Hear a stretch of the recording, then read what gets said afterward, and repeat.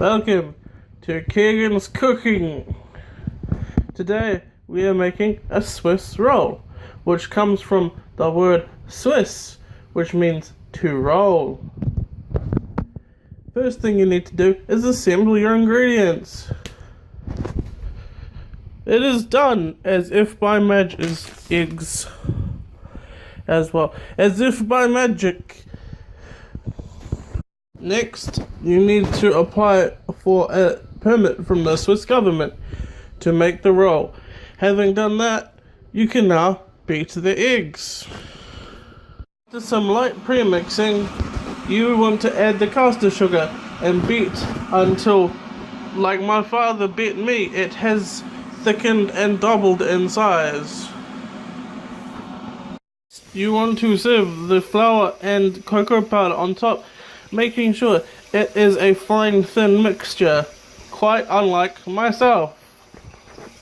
Then add specifically 1 tablespoon of boiling water, specifically down the side of the mixture.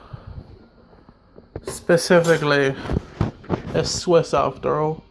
Use the same middle spoon to gently combine, smoothly folding the mixture together, because you don't want to get all that air that you added into the eggs out, because air is good for some reason, because I saw it in baking shows.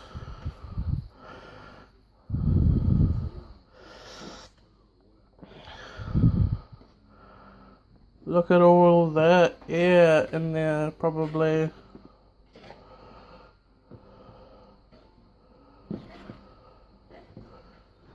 This actually looks a lot better than I thought it was going to come out to. Like, no sarcasm here.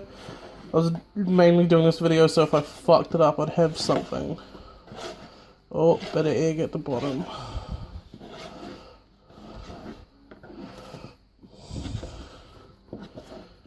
Still some floury pockets in here.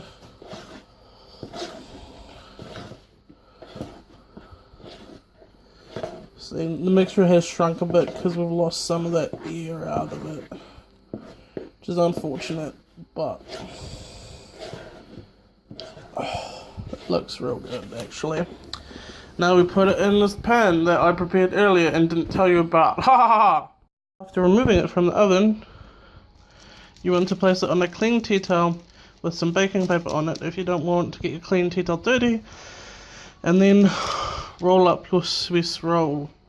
Hopefully it's good. Leave it to cool, then cream and ice as desired. As pretty much it. Surprisingly simple.